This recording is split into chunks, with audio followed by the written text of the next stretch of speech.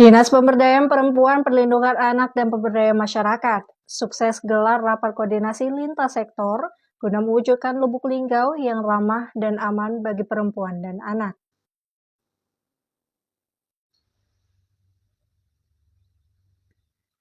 Dinas Pemberdayaan Perempuan, Perlindungan Anak dan Pemberdayaan Masyarakat sukses gelar pertemuan koordinasi dan kerjasama lintas sektoral. Kegiatan ini difokuskan pada upaya pencegahan kekerasan terhadap perempuan dan anak, tindak pidana perdagangan orang, penanganan anak bermasalah hukum, serta pencegahan perkawinan anak di bawah umur di tahun 2025. Sekretaris Daerah Kota Lubuk Linggau Haji Trisko Devriansa didampingi Kunti Maharani Kepala DP3 APM berharap dengan adanya kolaborasi yang kuat antar sektor dapat menjadikan Lubuk Linggau sebagai kota bebas kekerasan. Kekerasan terhadap perempuan dan anak, kemudian TPPU, ya, tindak pidana perdagangan orang, kemudian terkait juga rakor masalah anak bermasalah hukum dan perkawinan, ya, tahun 2020 dan anak tahun 2020.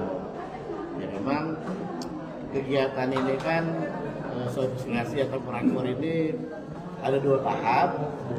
Hari ini menghadirkan dari psikolog, ya, psikolog dan pihak advokat atau hukum. Makanya ada sesi berikutnya akan menghadirkan pihak Polres dan kejaksaan, kan dijawab dari aspek hukumnya. Ini pesertanya pun beragam, dari kelurahan, dari ini atau dari camat juga, ya, kecamatan, kemudian dari kesehatan juga, dari OPD yang terkait dan sekolah.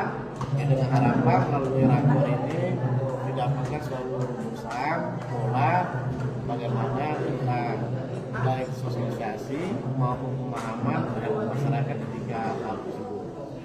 Namun yang pasti, alhamdulillah Kota Lubuk Linggau ini belum ada kasus TPPU, ya, kejadian belum ada. Dan kemudian kalau KDRT ada berapa kasus? Ada 5 kasus, tapi sudah ditetangani, ya, diselesaikan. Kemudian termasuk juga sudah ada pendampingan dari PPA, ya, dari PPA atau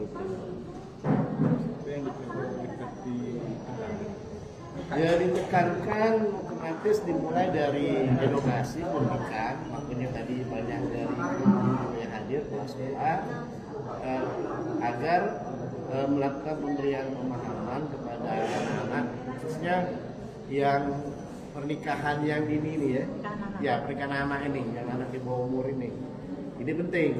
Ini kondisi masa rawan.